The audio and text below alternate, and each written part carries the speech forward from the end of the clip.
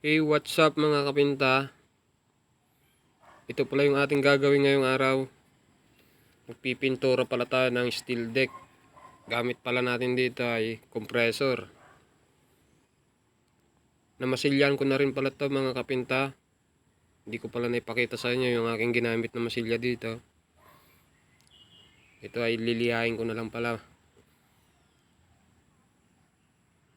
Gagamit pala tayo mga kapinta ng lacquer thinner para mas madali siyang lihain.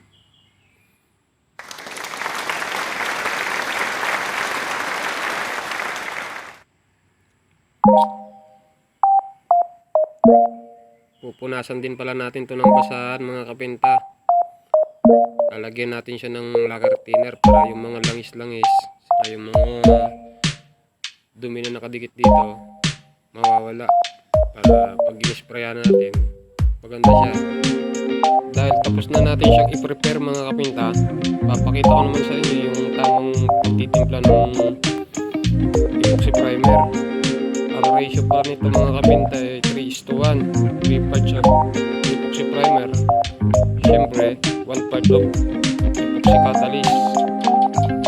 Lalagyan din natin pala siya ng epoxy reducer mga kapinta para pag in-spray natin hindi siya malapot. Kahit mga 10% lang ng epoxy reducer para maganda siyang i-spray mga kapinta. Haluin lang natin mabuti para hindi siya malapot.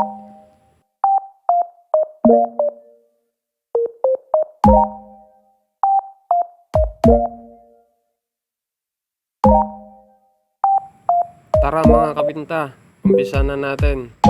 Samahan ninyo ako hanggang sa huli para makita ninyo yung ganda ng finish ng aking ginagawa.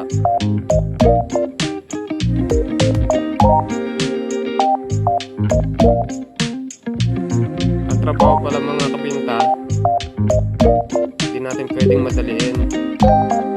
Dahil spray ang ating ginagamit dito, kailangan dahan-dahan lang para pagkatapos maganda ang kanyang kalalabasan.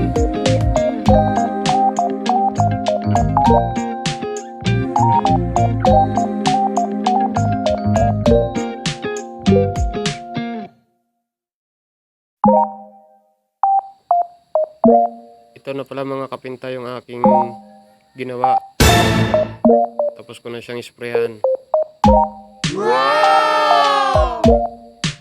Pansin nyo mga kapinta, primer pa lang yan pero makintab na. Maganda na ang kanyang detalye. Nice! Salamat pala sa inyong suporta.